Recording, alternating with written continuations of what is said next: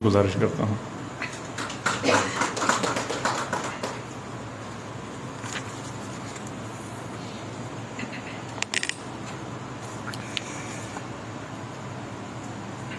جب ہو تو پھر آپ دیکھتے ہیں کہ ایک کے بعد دوسرا ایک ہی ڈومین کی باتیں کرتا ہوا چلا جا رہا ہوتا ہے، تو بڑا پھر مشکل ہو جاتا ہے کوئی اس میں ایڈ اپ کرنا۔ وہ اتنا ہی زیادہ کمپریہنسو ہوگا، اور جو چھوٹی ڈومینز میں بنی ہوئی تھیریز ہیں جو بالکل ورکیبل ہوتی ہیں، ان کا اپنا معنی ہوتا ہے، ان کا اپنا کاز اینڈ افیکٹ ریلیشن شپ ہوتا ہے، مگر جیسے ہی ڈومین میں وسعت آتی ہے یا ڈومین بدلتی ہے وہ اصول معطل ہو جاتے ہیں۔ تو وہ جو میکرو لیول کا آپ کا نقطہ نظر بنتا ہے کائناتی حوالے سے، جسے نظریہ حیات کہنا چاہیے، تھیری میں اور نظریہ حیات میں یہ فرق کر لینا چاہیے، اسے مہابیانیہ بھی آپ کہہ لیں۔ تو وہ جو ہوتا ہے وہ اس طرح کی بہت سارے پیراڈاکسز کے ساتھ ڈیل کر رہا ہوتا ہے، اور اس کے اندر سے ایک ہم آہنگ نقطہ نظر بنا رہا ہوتا ہے۔ تو یہ حضرت علی نے کہا تھا نا، کائنات جو انسان ہے وہ کائنات تصویر اصغر، کائنات اصغر ہے۔ تو اسی سے جڑی ہوئی بات ہے کہ جس نے اپنے آپ کو پہچانا اس نے خدا کو پہچان لیا۔ اور قرآن مجید میں جو اللہ تعالیٰ کہتا ہے نا، میں نے اچھائی اور برائی کا شعور انسان کے اندر وہبی طور پر رکھا ہوا ہے۔ اب جس شخص کا بھی وہ مسئلہ، وہ وہب جو ہے اس سے ہم آہنگ ہونے کا ہوتا ہے، اور یہ اللہ کے فضل سے بنتا ہے، اللہ جس کو یہ توفیق دیتا ہے۔ اب بظاہر ہمیں یہ بڑی کنٹراڈکشن نظر آتی ہے نا، کہ اللہ کہتا ہے میں جس کو چاہتا ہوں ہدایت دیتا ہوں، میں جس کو چاہتا ہوں ہدایت نہیں دیتا ہوں۔ تو ہم اپنی کلاڑا مار کا لاجک سے فوراً یہ کہیں گے تو پھر میرے اوپر کوئی چارج کیوں لگایا جاتا ہے، مجھے جواب دہ کیوں بنایا جاتا ہے؟ بڑا سوال سمجھ میں آنے والا۔ لیکن آپ ذرا سا غور فرمائیں تو آپ کو یہ پتہ چلے گا کہ آپ کے پاس کوئی کمپیوٹر ایسا نہیں ہے جو یہ طے کر سکے کہ آپ کا اختیار کتنا تھا، خارج سے یہ طے کر سکے کہ شیر علی کا کسی خاص سچویشن میں اختیار کتنا تھا اور اس کی مجبوری کتنی تھی۔ یہ وہ سپر کمپیوٹر ہی طے کر سکتا۔ تو اس لحاظ سے ہر شخص اس شعور کا، اس آگاہی کا جواب دہ ہے جسے وہ وجودی طور پر لیو کر رہا ہوتا۔ تو یہ جتنے انسان ہیں اتنے امکانات، اس کو آپ کیٹیگرائز نہیں کر سکتے کہ آپ ڈال دیں کہ یہ کیٹیگری ہے اور یہ کیٹیگری۔ وہ بڑی بڑی کیٹیگریاں موٹی موٹی ہم کرتے ہیں، تو چلے میں بھی اس وقت آپ کو ایک کیٹیگری کرتا ہوں۔ علامہ اقبال کی جب کبیری واردات آپریٹو تھی اور جاری تھی، اس وقت ہماری ادبی تاریخ میں، اور وہ اپنی پوری کمپریہنسونیس بنا چکی تھی، وحدت قائم کر چکی تھی واردات، اس وقت ہمارے اردو ادب میں ایک تحریک نے جنم لیا جسے ترقی پسند مصنفین تحریک کہتے۔ انہوں نے ریکویسٹ بھی کی اقبال سے کہ ہماری صدارت کریں پہلے اجلاس کی، تاسیسی اجلاس کی۔ اگر وہ ہو جاتی تو شاید کوئی ڈائریکشن بہتر طے ہو جاتی۔ مگر آپ نے یہ دیکھا کہ ایک تو اس انجمن کا اقبال کو دعوت دینا اس بات کا ثبوت ہے کہ جو انجمن تھی جس دائرے کی، وہ دائرہ اقبال میں موجود تھا، اسی لیے دعوت دی گئی اسے، لیکن وہ اس میں نہیں تھا جو اقبال اس سے زیادہ تھا۔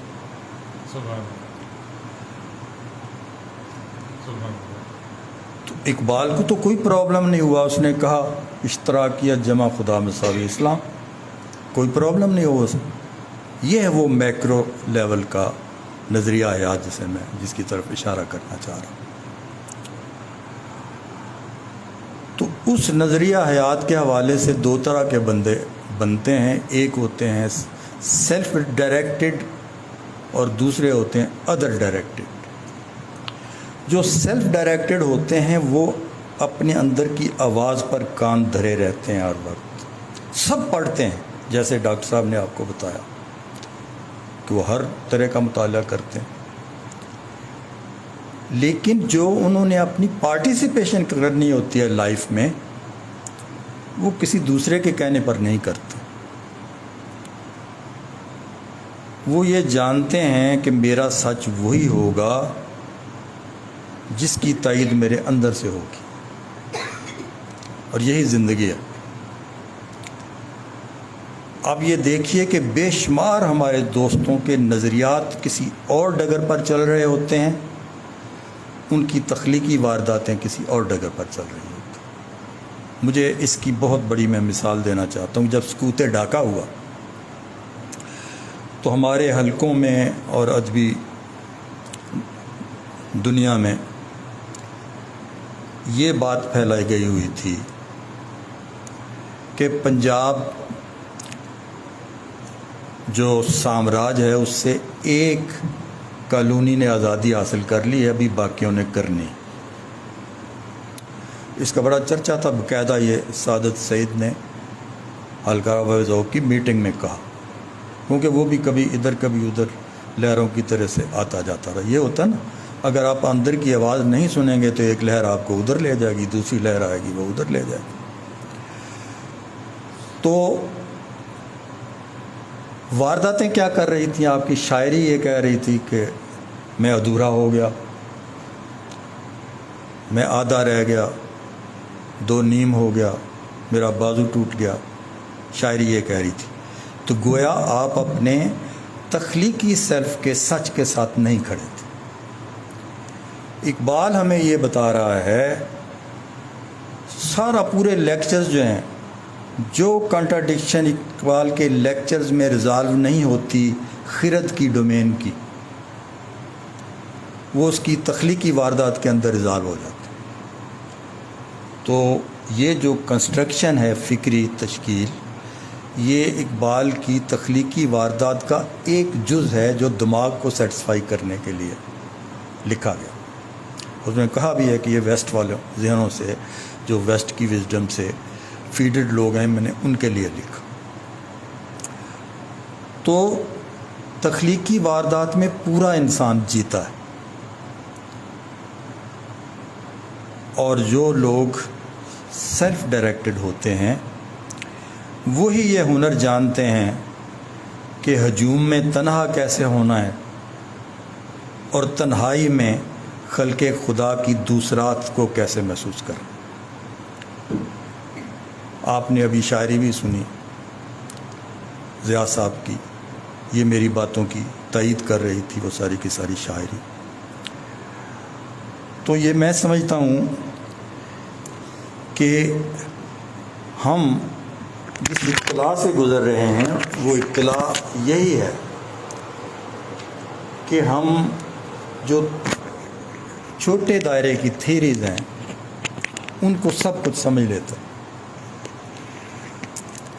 اور ذرا سا پیچھے مڑ کے نہیں دیکھتے۔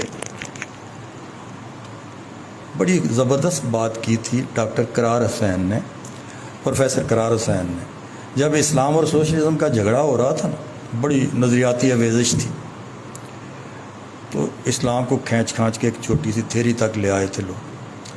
تو قرار حسین نے یہ کہا، یار ایک ہاتھی کو چوہے کے ساتھ لڑا رہے ہیں آپ۔ تو آپ نے یہ دیکھا کہ کس طریقے سے اس بڑی وزڈم سے پھوٹی ہوئی تخلیقی واردات جسے اقبال کہتے ہیں، وہ آج بھی اسی تحرک کے ساتھ، اسی توانائی کے ساتھ لیو کر رہی، جو میں نے کہا نا کہ کچھ صداقتیں پرماننٹ درجے کی ہوتی ہیں، اور کتنی تھیریاں آتی ہیں چلی جاتی ہیں۔ ہم نے اپنے زمانے میں دیکھا جی، پہلے جی ترکیب سندھی کے بعد آیا جی ماڈرنزم آیا، پھر ماڈرنزم کے بعد جناب پوسٹ ماڈرنزم آیا، پھر آپ نے دیکھا وہ وجودیت کا سلسلہ آیا، پھر ساختیات کا آیا، یہ سارے کے سارے لیکن وہ جو بڑی تخلیقی واردات ہوتی ہے اس کو ان قسم کی چھوٹی چھوٹی کسی ایک ڈبی میں بند نہیں کر سکتے، اس میں سب کچھ موجود ہوتا، مگر اتنا جتنا تناسب میں چاہیے، جتنا کلی حقیقت کے تناسب میں جتنا چاہیے اتنا ہوتا۔ تو میں سمجھتا ہوں، میں لمبی بات گفتگو نہیں کرتا، پھر کسی وقت کریں گے انشاءاللہ، کہ ویسے تو جو تہذیبی بہاؤ ہوتا ہے ہر زبان کا، ہر ادب کا، آسانی سے کوئی بھی تخلیق کار اس کے کناروں سے باہر نہیں جا سکتا، وہ اتنے بڑے کنارے ہوتے ہیں۔ فیض صاحب کی مثال دیکھ لیں، ترکیب پسند مینیفیسٹو کی پیداوار ہے نا، لیکن مجھے یہاں ایک بات یاد آ گئی، چلیں فیض صاحب کی فیور میں بھی جا رہی ہے، وہ کرنی چاہیے۔ میں ویسے ساری 32 سال میں نے پڑھایا تو وہ نظریاتی ورزش چلتی رہتی تھی، تو مجھے فیض صاحب کو تو سمجھا جاتا تھا نا وہ کوئی کمیونسٹ اور یہ ہیں اور دہریے ہیں، تو میں ہمیشہ بچوں کو یہ چیلنج کیا کرتا تھا کہ مجھے کوئی ایک مصرع بتائیں فیض صاحب کے اندر جو مذہب کے خلاف۔ تو آپ نے دیکھا کہ فیض صاحب نے جو ہماری فکری تہذیبی روایت کا ایڈیم تھا اسے اس طرح سے استعمال کیا کہ انقلابی جدوجہد کو ایک عاشقانہ تہذیبی عمل بنا دی، اور اس میں پیچھے جو ہے ہماری فکری تہذیبی روایت کی جو بڑی انسان دوستی ہے، جس کے اندر آپ کہہ سکتے ہیں ہاتھی کے پاؤں میں سب کا پاؤں، بڑی آسانی سے آپ ٹریس کر سکتے ہیں، یہ اشتراکی انسان دوستی ہے، یہ وجودی انسان دوستی ہے، یہ سرمایہ دارانہ انسان دوستی ہے، یہ فلاں، مگر ان میں سے کوئی انسان دوستی کا عنصر ایسا نہیں ہے جو آپ کو اسلام میں دکھائی نہیں دے موجود۔ تو وہی آپ دیکھیں سروائیو کر رہی ہے، ان کی وجہ سے ان کے رسپانس جو ہے فیض کی شاعری وہ ہر طبقہ فکر سے لے رہی ہے، اس لیے کہ وہ اس تہذیبی بہاؤ کے کناروں کے اندر کی پوئٹری ہے۔ اب میں صرف اس میں تھوڑا سا ڈفرینشیٹ یہ کرنا چاہتا ہوں کہ وہ تو ہر کوئی ہوتا ہے، ایک آدھ آپ کو مثال ملے گی تھوڑی سی، اگر وہ بھی اور زندہ رہتے تو اسی بہاؤ میں آنا ہی آنا تھا، جیسے میرا جی ہے، ان کی آخری دور کی نظمیں جو ہیں وہ آپ کو بتا رہی ہیں کہ یہ جو دباؤ تھا اس بہاؤ کا وہ کدھر لا رہا تھا انہیں، خود راشد کی نظمیں آخری آپ کو بتا رہی ہیں۔ تو میں عرض یہ کرنا چاہتا ہوں کہ کچھ تو ہیں یہ اس کے بہاؤ کے دباؤ سے جو تخلیقات کر رہے ہوتے ہیں ایک پیسو ریسیور کی حیثیت سے، مگر کچھ لوگ ہیں جن کے ذمے اللہ میاں یہ ڈیوٹی فریضہ سپرد کرتا ہے جن کے، کہ وہ شعور کے ساتھ وہ کام کریں، جیسے اقبال ہے۔ آپ دیکھیں کہ بہت سارے لوگ جو ہیں وہ اس درجے کی نہیں رکھتے، میں ڈیو کالوجی عرض کروں گا، وزڈم نہیں رکھتے۔ اب جب حالی بہت مخلص آدمی تھے، سر سید بہت مخلص آدمی تھے، لیکن سر سید جو ہے جب جھگڑا زبان کا پیدا ہوا کہ اردو اور ہندی کا، تو انہوں نے غصے میں یہ کہا رد عمل میں کہ مجھے یقین ہو گیا ہے کہ جب تک اب بر صغیر میں ایک قوم دوسری کو مکمل طور پر دبا نہیں لے گی امن قائم نہیں ہو سکتا۔ یہ دس از ناٹ پریزنٹیبل اسٹیٹمنٹ، فرق آپ کو پتہ چل جاتا ہے لیول کا۔ اقبال نے آ کے آپ کو یہ کہا کہ بھئی اسٹیٹ جو ہے، افاق کی نظریہ دیا کہ اسٹیٹ جو ہے اتنا بڑا یونٹ جو انسان نے ارتقاء کے ساتھ ایوالو کیا ہے، اسے کیا محض نسل پر، کیا محض زبان پر، کیا محض جغرافیہ پر اس کی تشکیل ہونی چاہیے؟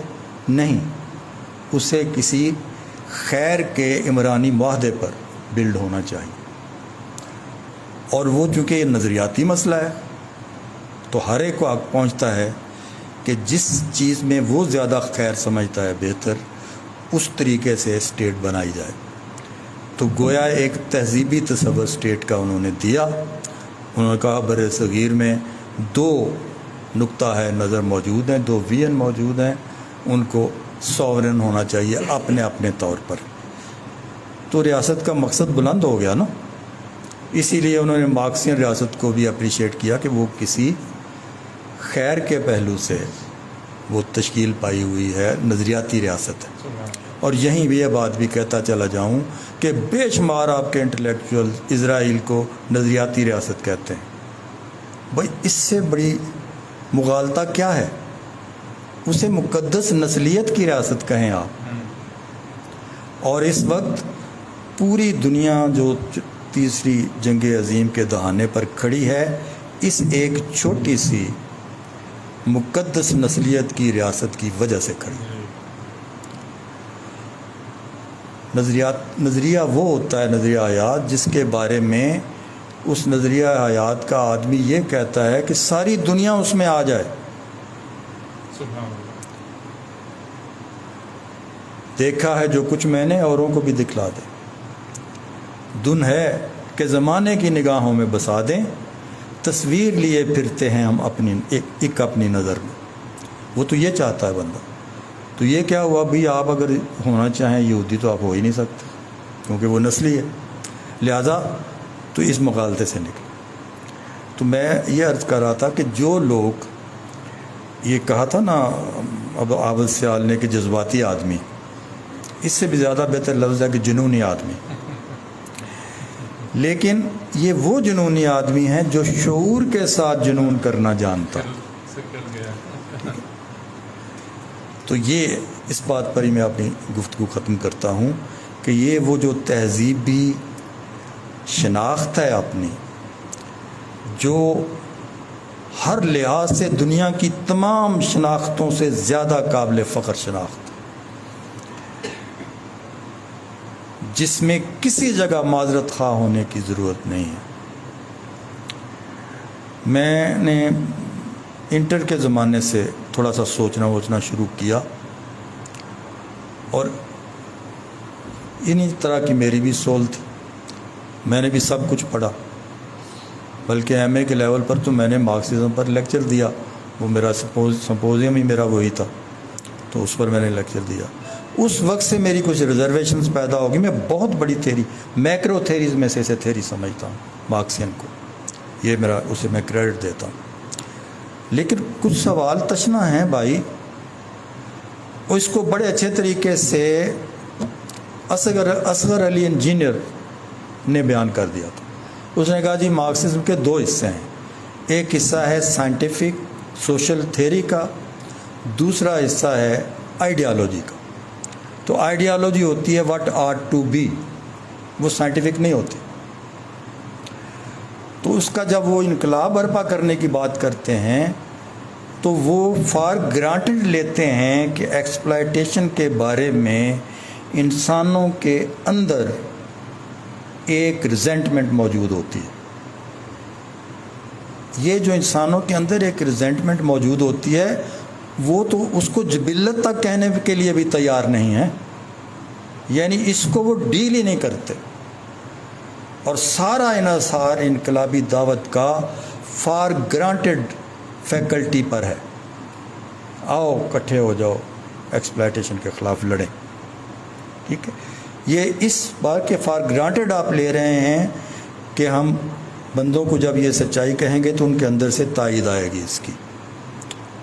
مجھے یاد ہے شروع میں جب یہ بڑی بحث چلی، میں پنڈی آیا تو سمیع آہوجہ صاحب بیٹھے ہوئے تھے، تو میں نے انہیں یہ سوال کر دیا، میں نے کہا یار اچھائی اور برائی کا شعور جو ہوتا ہے وہ کیسے انسان کے اندر پیدا ہوتا ہے؟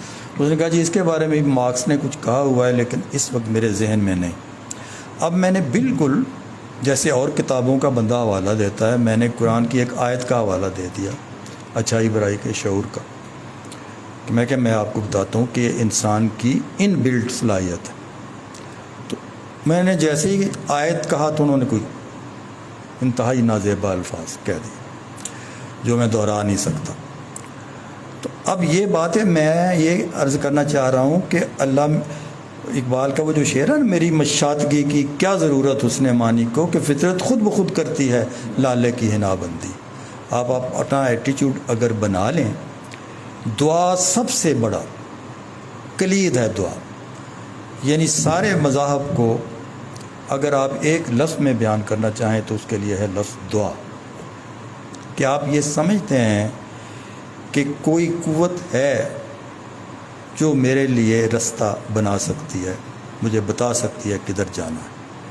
تو جب آپ کے اندر یہ نیاز پیدا ہو جاتا ہے تو پھر آپ کے لیے ناز کرنے کے لیے بہت سارے مواقع پیدا ہو جاتے ہیں. تو اللہ تعالیٰ خود ذمہ داری اس کی لیتے ہیں اگر آپ اپنی نیت درست کرتے ہیں.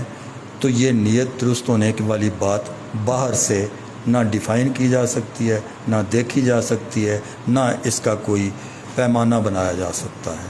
بہت بہت شکریہ.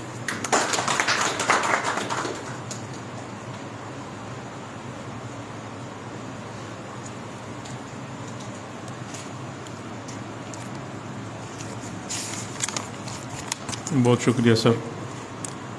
ہم بار دیگر شعبہ اردو الحمد اسلامک یونیورسٹی کی جانب سے اپنے تمام معزز شرکاء بالخصوص جناب جلیل علی اور محترمہ بیگم جلیل علی، ڈاکٹر ضیاء الحسن، محمد حمید شاہد، ڈاکٹر خلیل توکار، بیگم خلیل توکار، محترمہ ڈاکٹر حمیرہ اشفاق، محترمہ حمیدہ شاہین، ڈاکٹر بی بی امینہ، اور بالخصوص جناب عبد القادر غوری صاحب، جس کی وجہ سے یہ تقریب ہماری لائیو الحمد یونیورسٹی کے فیس بک پیج پہ ٹیلی کاسٹ ہو رہی ہے.